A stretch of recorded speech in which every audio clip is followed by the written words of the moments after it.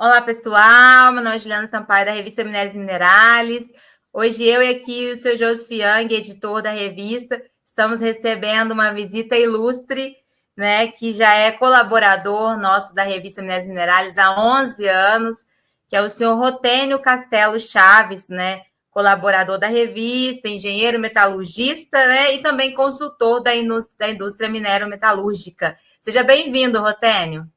Obrigado, bom dia para você, Juliana, para você, José. É um prazer estar aqui.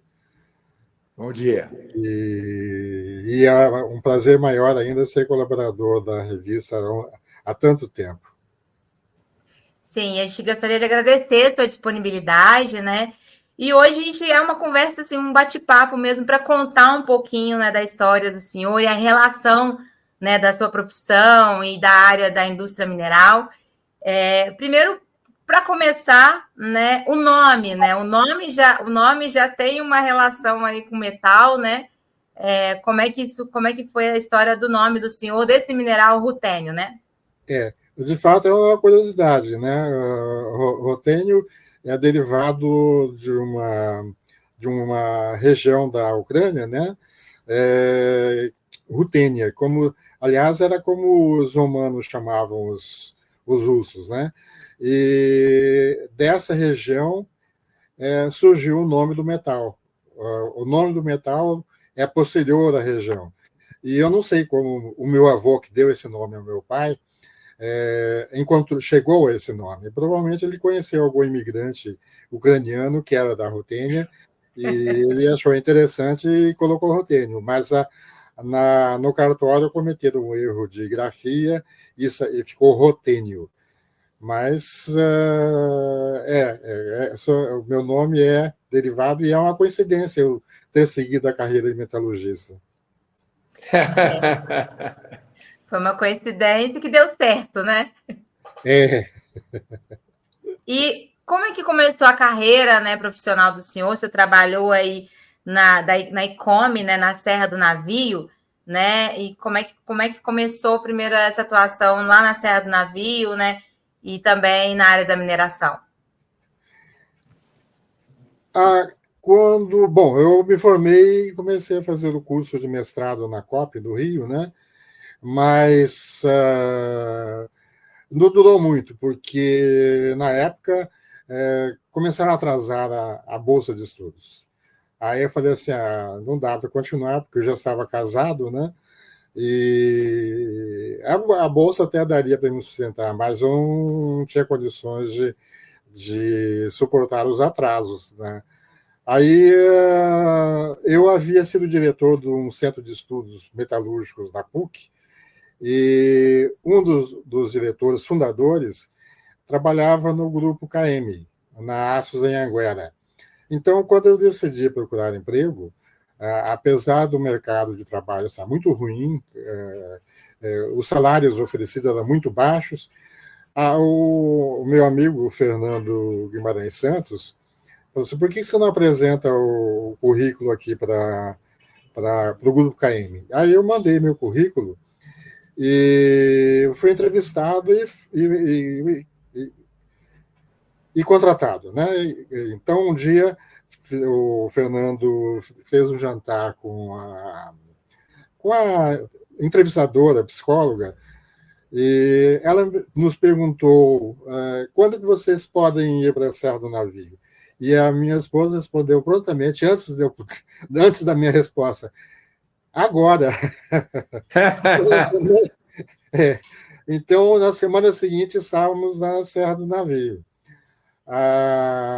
E o convite do Fernando para apresentar o currículo é porque, num dos seminários do Centro de Estudos, CEMUC, Centro de Estudos Rupestres Copaertes, eu apresentei um trabalho sobre o manganês. E eu fiz um teatrinho e o sucesso foi grande e repercutiu dentro da ICOME. Então, isso facilitou o meu ingresso na ICOME. Certo. E aí lá que o senhor começou a trabalhar no projeto que, assim, que era pioneiro na Amazônia na época, né? Sim, o projeto da ICOME, projeto de mineração de manganesa ICOME na Serra, foi o primeiro em toda a Amazônia. E começou a descoberta, foi no final da década de 40, né? A descoberta foi um canoeiro que usava uma pedra de manganês para segurar a porta, e o governador pediu para que todo mundo trouxesse curiosidades do território, então território, né?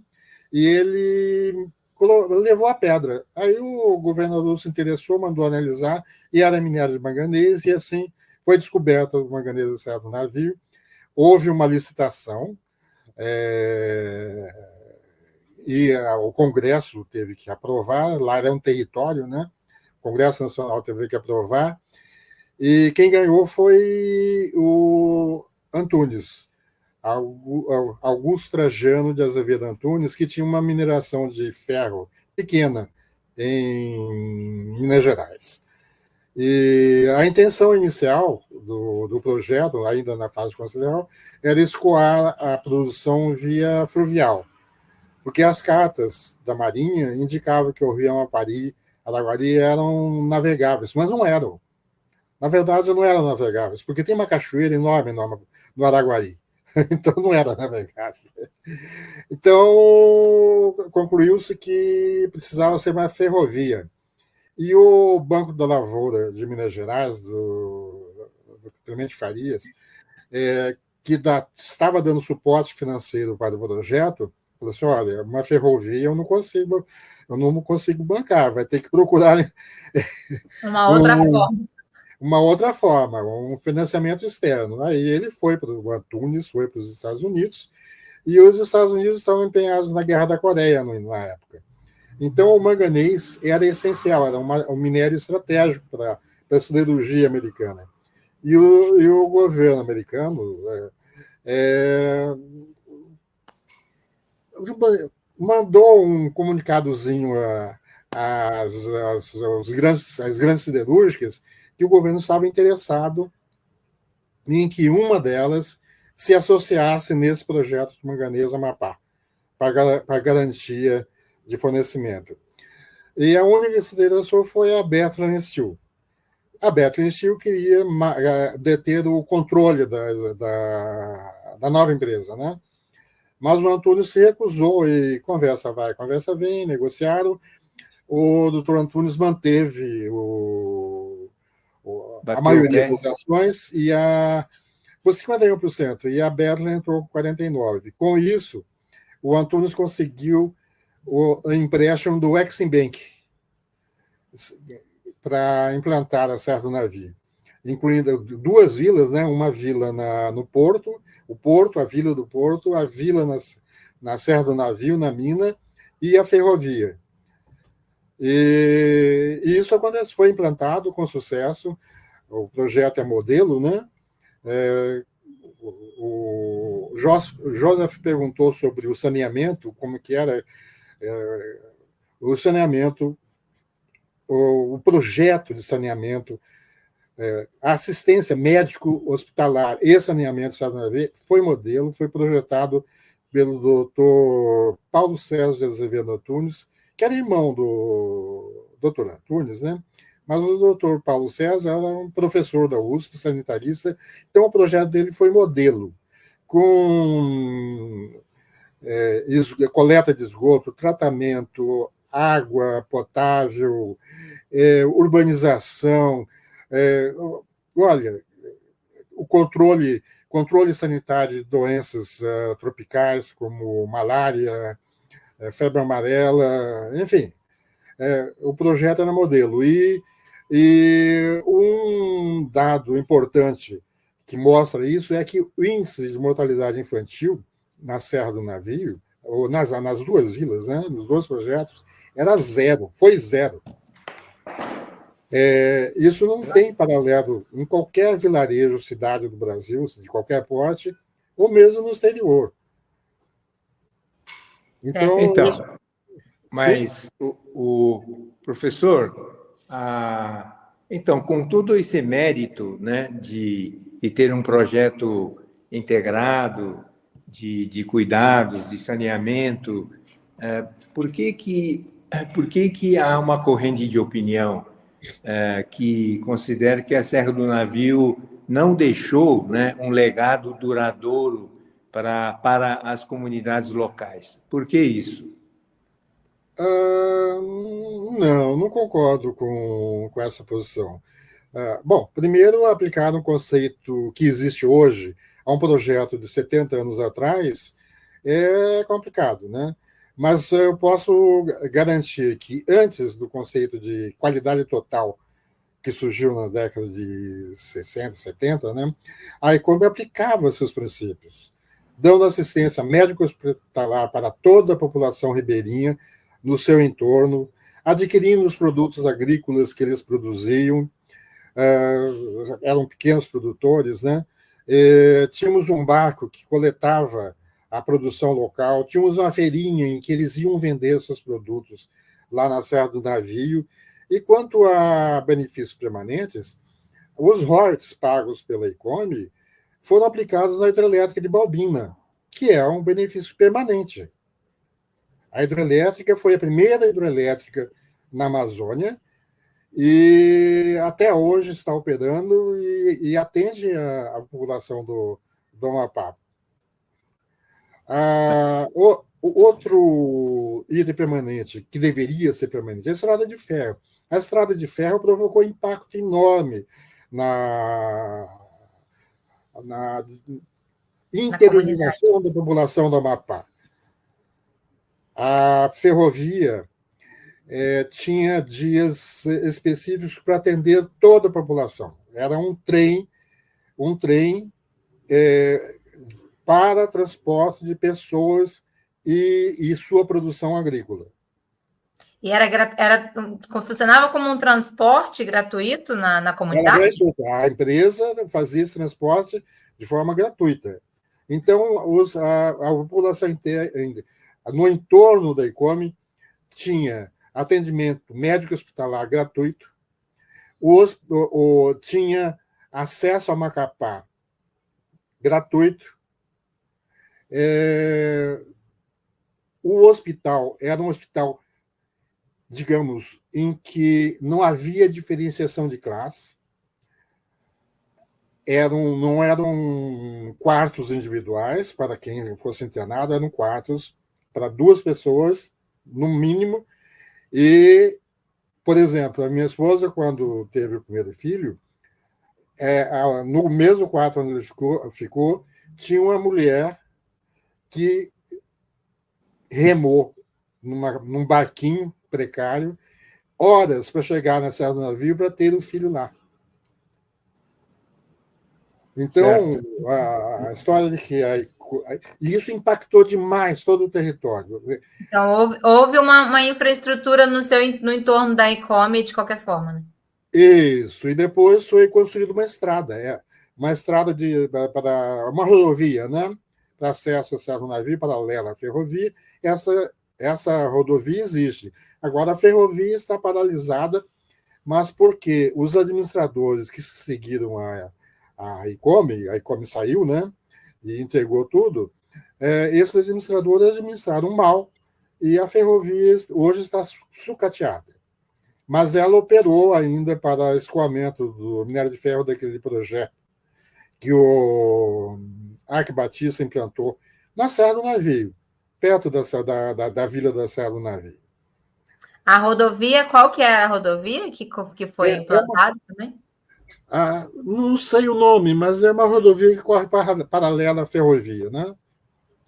Então, agora, pulando de Serra do Navio para a mineração Taboca, quando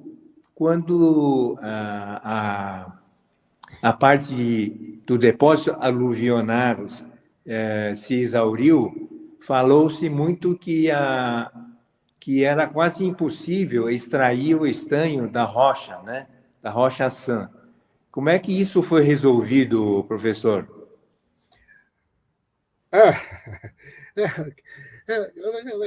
É difícil falar tecnicamente possível. Não era impossível. O Pitinga foi implantado toda em função do minério aluvionar, com toda a infraestrutura de vila, para todos os funcionários, engenheiros, administradores, operários, etc. E a usina de beneficiamento propriamente dita, né? Escritórios, e aeroporto. Então, quando chegou a operação com o minério Rocha-San, o único trabalho que você teve foi desenvolver o processo mais aplicado a um material original, o proto-minério, né? Porque eu já havia participado do processamento, do desenvolvimento do processo para o aluvião complexo do Pitinga, porque no Brasil não estávamos acostumados a operar um aluvião complexo como o do Pitinga, com vários minerais pesados. Então, foi necessário desenvolver um processo específico para o aluvião do Pitinga. A experiência do Distrito Sanífero de Rondônia não servia para o Pitinga, exceto, talvez, para o granito queixada. Então, fizemos o desenvolvimento do processo do aluvião, fizemos o desenvolvimento do processo para o minério primário intemperizado, o colúvio. Esse processo foi desenvolvido na Polaris School of Mineralization Institute, também no fabricante Capco de equipamentos, e a rocha, o desenvolvimento do processo do beneficiamento da rocha começou na Palabib, e mais tarde outros laboratórios participaram. A tese de doutorado do professor Henrique Campo, por exemplo, é baseada no desenvolvimento do processo da Rocha-San. Certo. E a economicidade foi beneficiada por dois motivos. Uma infraestrutura já montada e que já havia sido paga, né? E o aproveitamento de outros minerais presentes, como a colubita tantalita e os pirocloros. Quando começaram na rocha dura, na Rocha-San, já tinha a metalurgia do tântalo e do nióbio implantada no Pitinga. E isso ajudou bastante a economicidade da Rocha-San. Bom, esse processo continua sendo usado até hoje, né? O processo o processo foi sedimentado, está sempre em melhorias, né? É necessário, porque a recuperação não atinge nem de longe os altos níveis de recuperação metalúrgica do minério aluvionar, mas ainda assim é econômica. Certo. E Rotênio, o senhor, agora, né, mudando de assunto, o senhor falou que viveu 15 anos na Amazônia, né? E que trabalhou em vários projetos de mineração naquela região. E que também, a gente queria primeiro saber, né? Porque naquela época não tinha ainda os padrões ESG exigidos hoje, né? Na indústria mineral. Então, quais os principais desafios, né, naquela época? E também, né, até para poder agora, né, se enquadrar na economia verde, né, que está tão exigente hoje. Bom, o primeiro e mais óbvio é o aproveitamento racional da madeira. Na ECO 92, Conferência Internacional que a ONU promoveu no Rio de Janeiro, em 1992, presidi uma mesa no Instituto Militar de Engenharia sobre esse tema, com destaque para um projeto no Acre. O trabalho apresentado foi muito bom, era um aproveitamento racional, manejo bem racional da floresta no estado do Acre. Não acompanhei, não sei se esse manejo foi implantado.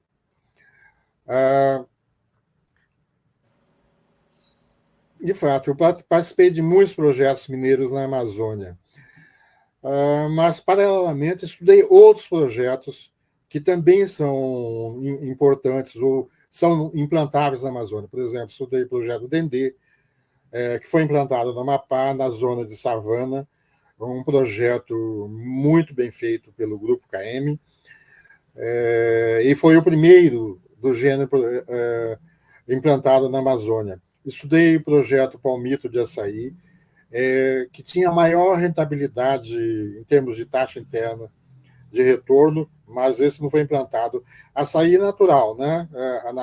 Açaí nativo, numa das ilhas ali da Foz do Rio Amazonas. Estudei café, cacau.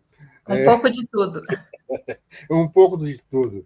Cacau não foi implantado porque, na época, o órgão que controla a produção de cacau no Brasil decidiu incentivar a produção de cacau em Rondônia. Em Rondônia. Há alguns milhares de quilômetros do mar, né? Enquanto que a ICOME ia aproveitar toda a infraestrutura existente, inclusive o porto, né? E a intenção era fazer a cultura de cacau dentro da floresta, com o sombreamento natural. Ou seja, nada mais ambientalmente sustentável do que isso. Infelizmente, não foi implantado.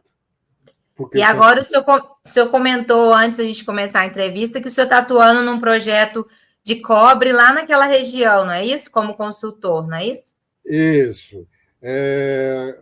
Nós já fizemos um projeto de chumbo-zinco, minério sulfetado, foi implantado em Rondônia no início da pandemia, 2019, né, 2020. E os dois projetos minérios sulfetados, o segundo é o projeto Cobre, Zinco e Ouro. Esses dois projetos são do Grupo Santelina. Então, ele foi implantado e logo de início, lá nos primórdios da conceituação do projeto, já fixamos, não haveria bacia de rejeitos. Nós faríamos o dry stacking, o empilhamento dos rejeitos em pilha, projetada para isso, com um bom projeto de drenagem, de impermeabilização do solo, etc. E isso foi implantado no projeto Zinco e vai ser implantado no projeto Cobre, Zinco, Ouro, que está em andamento agora. Estamos na fase de engenharia final, né? O desenvolvimento do processo aconteceu, foi feito aqui na USP e num laboratório de Lima, no Peru. A flotação convencional só tem alguns problemas para o minério supergênico, mas isso já foi resolvido. O outro projeto que eu terminei agora em abril foi um de minerais pesados, ilmenita e zirconita, um conceitual, para o grupo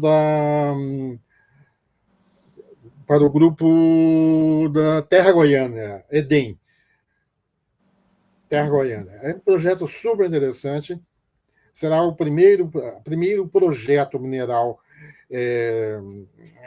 projetado, de fato, com todos os requisitos ambientais, socioambientais, etc., em Roraima. E concluímos agora em abril essa conceituação. Em Roraima, né? E estarei envolvido em outros projetos do grupo, lá na Amazônia ainda. Então, professor, para a gente fechar a entrevista, a gente gostaria de convidar o ilustre professor para ser o patrono do nosso 27º Prêmio de Excelência. Nossa Senhora! Obrigado! Essa foi inesperada. Então nós faremos vamos anunciar, né, vamos divulgar que o professor será o patrono desse prêmio, juntamente com os resultados do júri independente, tá? E na ocasião também a gente vai abrir um espaço para o senhor fazer uma saudação ao público presente. Obrigado, vai ser uma honra. Muito obrigado. O senhor tinha me perguntado a data do prêmio, agora o senhor tem que ir mesmo em Belo Horizonte. Eu fiquei sem palavras. Aguardamos, senhor. 30 e 31 de julho. 30 e 31 de julho em Minas Centro. Você se lembra disso daqui, né? Ocupa espaço de honra no meu escritório. São 2, né? O outro está ali em cima. Muito obrigado, professor, pela participação. Professor, muito obrigada pela disponibilidade, pelas histórias, né? Sucesso nos projetos do senhor lá em Roraima, né? Agora o próximo, né? E também que tenhamos mais assuntos também para poder conversar mais vezes. E até julho, né? Até em Belo Horizonte, agora então como patrono do prêmio.